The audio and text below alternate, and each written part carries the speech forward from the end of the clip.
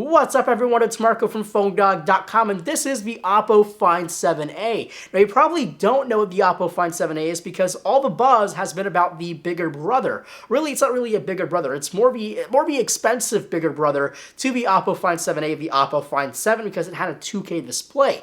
This is the 7a, which is basically the same phone apart from that 2K display and a slightly smaller battery because it doesn't need all that battery power to power a 2K display. So this is a full 1080p display, same specs inside. I mean, 801 chip, 2GB of RAM, and it's definitely a beast of a device. It's a flagship for sure because it has flagship specs, competing with the S5, the HTC One M8, and even the Sony Xperia Z2. So this is Oppo's flagship minus the 2K display, the Oppo Find 7a, and it's definitely going to be sort of a bargain device if you don't want that 2K display. So it's going to be an interesting review of the Oppo Find 7a. It's also the closest look we have so far to the Oppo Find 7, which should be coming out sometime later this summer. So let's get into the full review of the Oppo Find 7a right here at PhoneDog.com.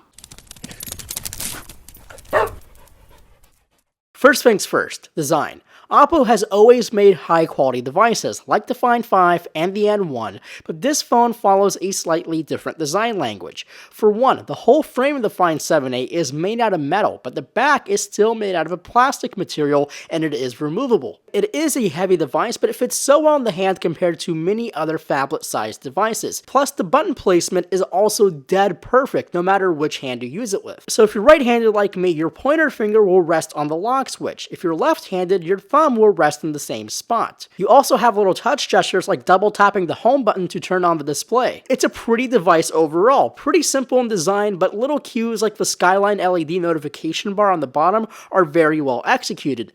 And even the back of this device, you find a grippier material that feels way more solid in the hand compared to things like the S4 or even the Note 2. Plus, it's much more grippy than the slippery HTC One M8. And lastly, the metal sides are flat and not rounded, so you actually have a surface you can grip onto. Next is onto the display. While the Find 7 comes with a 2K display, this one comes with a full 1920 by 1080p full HD display, which looks pretty darn good. Now there has been a couple of reports of displays looking cool or very blue to the eye, and I think my display might have that same problem, but for the most part it looks pretty crisp.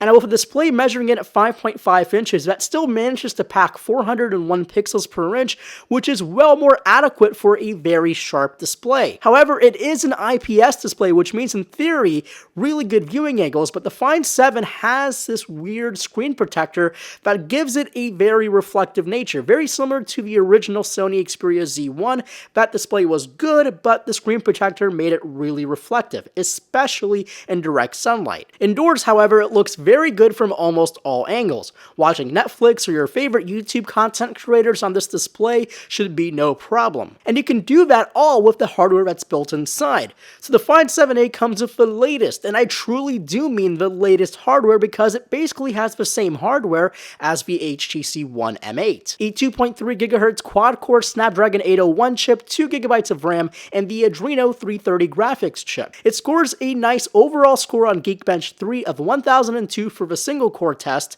and 2902 for the multi-core test. Next up is the software. So out of the box, you have Android 4.3 Jelly Bean. Yes, it's not KitKat, but Oppo has always been a step behind when it comes to software. On top of Jelly Bean, we also have ColorOS, which is the same skin found on the Find 5 and the N1. Out of the box, ColorOS is not something I can live with, but the beauty with Color is the icon called Theme. It does exactly what you think it does. It overlays the theme of your choosing. I'm actually running one called Jelly Bean, which basically mimics the stock Android, which I really do like. ColorOS has evolved a bit when it comes to widgets, wallpapers, and effects.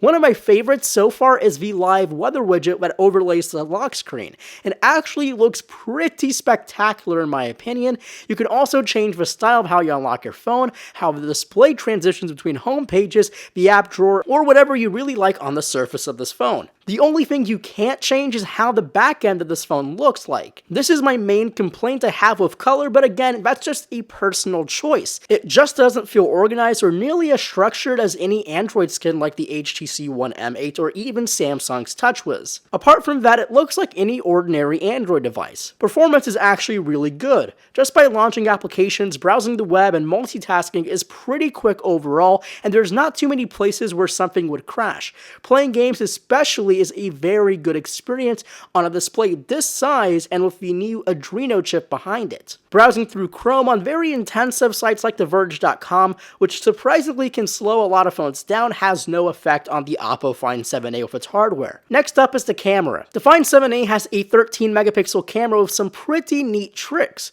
but just for a 13 megapixel camera, it snaps some really good quality photos.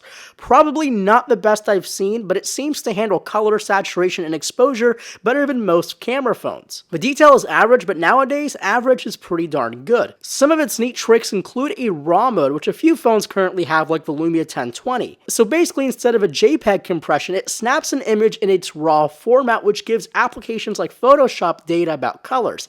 It provides a much more flexible image to work with in post, but on a mobile phone, who's really going to Photoshop that image? Another cool trick is called Super HD, which is actually the most interesting feature on this phone's camera. So Super HD is a mode that creates a 50 megapixel photo, but you're probably asking, how is that possible if you only have 13 megapixels?